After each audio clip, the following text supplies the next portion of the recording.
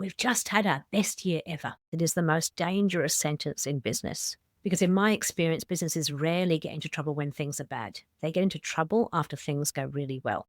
The first thing to go after success isn't strategy, it should be curiosity. Because once curiosity drops, the blind spots really start to grow. We're not challenging things. I think this is probably one of the biggest things is that we kind of go, we've got this nailed. And while you're focusing internally, externally, things are changing. And so it's really important that we don't get caught up in just what's happening internally, but we actually start looking externally as well.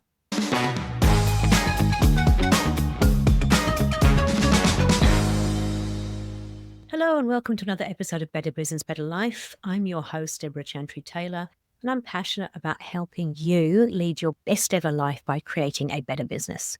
I work with owners and their leadership teams in both family businesses and privately owned businesses to help them put in place a set of simple, pragmatic tools that really help them with growing and scaling their business. And as we're coming into the end of financial year for our New Zealand and our Australian businesses, I thought it'd be really good to cover off a topic that is quite dear to my heart. The title is Your Best Year Might Be the Start of Your Worst, or in other words, Why Success is the Most Dangerous Moment for Leadership Teams. So, what I want to do is start with a sentence that should make every CEO slightly nervous. It is the most dangerous sentence in business. We've just had our best year ever. Now, that's not a bad thing, but it is a dangerous thing. Because in my experience, businesses rarely get into trouble when things are bad. They get into trouble after things go really well. Not immediately, but quietly and gradually. So first of all, let me be really clear. I'm really hoping you have had the best year ever. That's what I wish for everybody. I just want you to take caution and make sure that we learn how not to fall into the pit that comes after that. So Jim Collins, one of my favorite authors, spent years studying companies that went from great to irrelevant. And what he found was that it wasn't stupidity or laziness. It was a pattern of leadership behavior that slowly shifted after success. And that's what this episode is all about. So why does success change behavior? Well, when things are tough, leaders are sharp. They ask better questions, they argue more, they pay attention to detail, they have to do more with less, and so therefore they have to think quite differently. Whereas success does the opposite. It relaxes discipline. Meetings get shorter, the debate will soften, the data gets skimmed instead of really being interrogated. It's not that anyone decides to lower the standards, it's just they stop noticing that they have. And the results keep looking good, so nobody calls it. That's how decline starts. So there's 5 stages I want to talk about that will just help you to understand why this happens and help you to avoid this pitfall. So stage 1 is where arrogance comes from past wins. But this stage doesn't look like arrogance. It looks like confidence.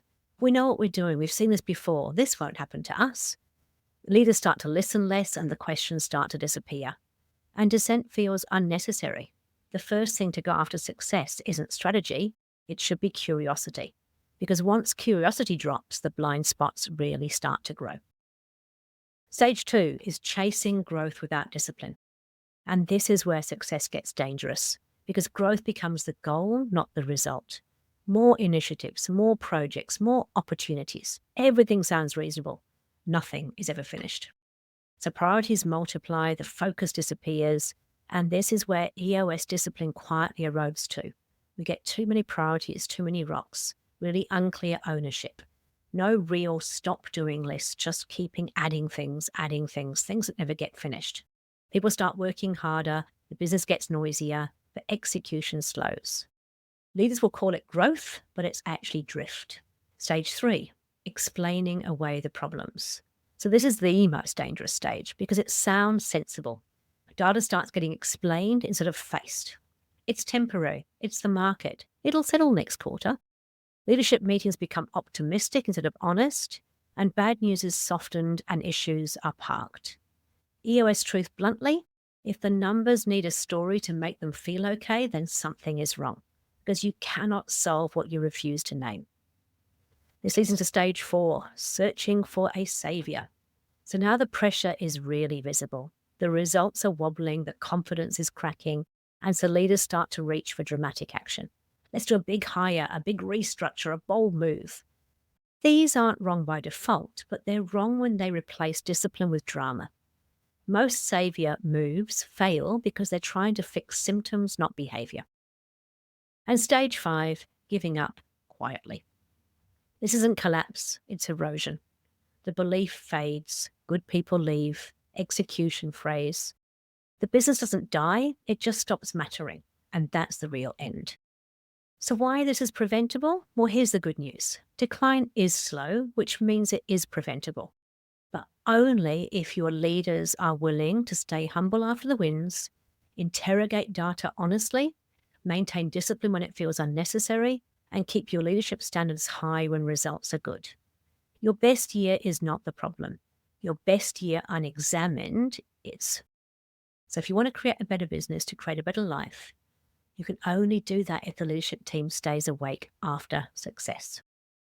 So that's my brief synopsis of the Jim Collins work and the stages we go through after a great year.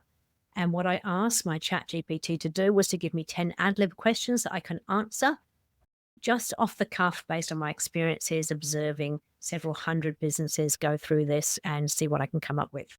Do not take my answers as gospel. It's just my observations, but I'll do my best to answer them honestly and openly.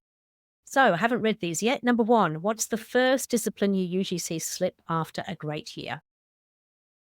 I actually start seeing it slip more than just after a great year. I start seeing it slip in quarterlies, and that is ignoring the scorecards. The scorecard should be a tool that gives us a finger on the pulse of the business, and we should be really looking at that data.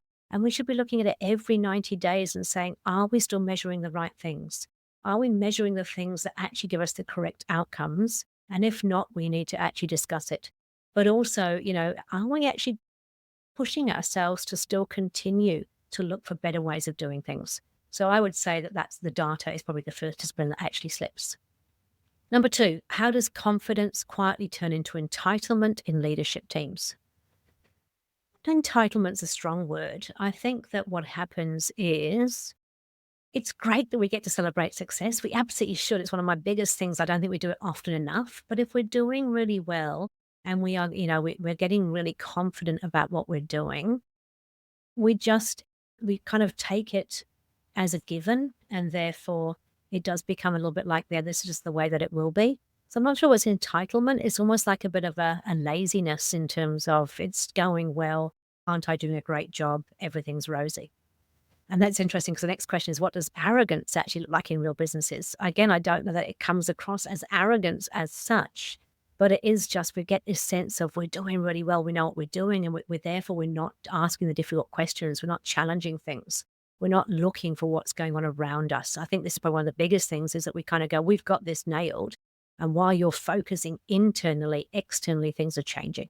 And so it's really important that we don't get caught up in just what's happening internally. We actually start looking externally as well. Number 4, where do you most often see data being explained instead of faced? Most often, I think in sales. I see this all the time when I sit through level 10 meetings, is that when we get to sales results, we kind of explain how things are going rather than actually facing the reality. We see things start to drop and we kind of go, oh, but it's the market. Or oh, it's marketing. And there's always some excuse as to why what's going on, where in actual fact you need to dig deeper. It was really interesting in a session the other day. We had a scorecard measurable that was red and off track all the time. And so when we actually kind of delved into it, we wanted to make sure we're actually measuring the right thing. And it turns out we'd kind of lost track of or lost the understanding of why that piece of data was important. And so we actually weren't measuring the right things, which means that we weren't using it to then make decisions. Like data should be really about the finger on the pulse, but also a chance to dive deeper and find out what's really going on. So yeah, sales is probably the biggest area. Number 5, how do priorities quietly multiply after success? I think it's because we get maybe arrogance is the right word. I think we do get a little bit arrogant, kind of think if we can do this, we can do something else. And so we start taking on more and more, and that could be more and more rocks. It could be new markets, new products, new services, because we kind of go, if we can do this, we can do anything. Where in actual fact, when we lose sight of what our knitting is, so stick to your knitting, just make sure that you're really focusing on the things that are important, to make sure that we're not letting arrogance kind of make us think we can do anything. And go back to your core focus. Why do you do what you do, and what do you do better than anybody else? Does this really make the boat go faster? Number 6, what meeting behaviours change first when discipline erodes? I've seen this where suddenly the level 10 meetings, people start missing them, or they are just very quick once overs rather than really challenging the way that things are. So I think it's, and then, yeah, just less, yeah, less long meetings, less interrogative meetings, and people feel like it's okay to miss it or maybe turn up late. That's the things that I see. Number 7, how can leaders spot stage 1 or 2 decline early?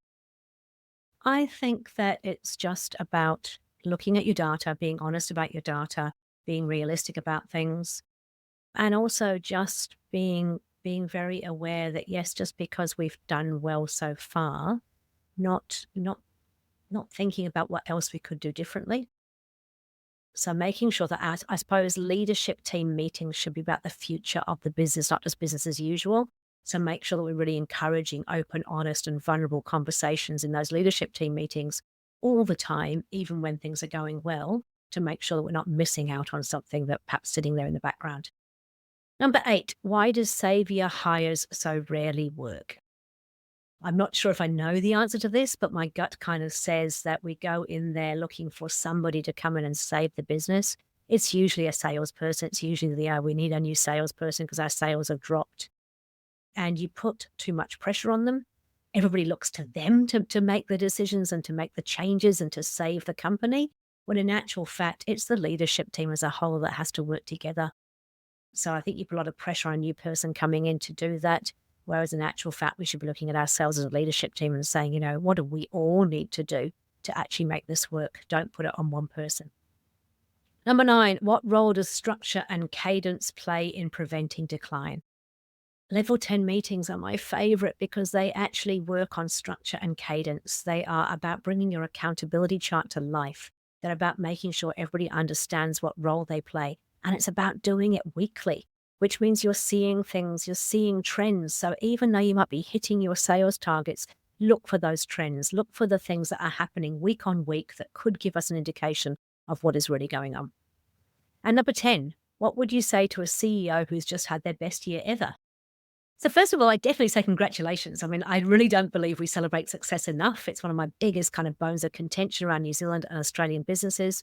We are really highly critical, but we don't actually celebrate success. So I would first of all say congratulations. And then I would say, please don't become complacent. This is a great springboard to continue to scale and grow the business, but you'll only do that by keeping your pedal to the metal in your car, making sure you keep fine-tuning it, keep looking for ways to improve it, keep looking for things that maybe aren't working as well as they could be. Just don't take your foot off that pedal. Okay, that was my 10 questions and 10 answers completely off the cuff. Hopefully that is helpful to you. I've got a lot of experience seeing these things in action, and I am here to help. So if you're listening to this episode and thinking, gosh, I need some help with this, please get in contact with me. My email is debra@businessaction.com.au or debra@businessaction.co.nz. I work across Perth, Melbourne, and New Zealand. So if you're in any of those areas, I would love to have a chat to you. But even if you're not, I genuinely am here to help. I would be happy to help you myself or put you in contact with somebody who can. I want you to create a better life through creating a better business. So thank you for listening. I look forward to hopefully having you come and join us again. Thank you.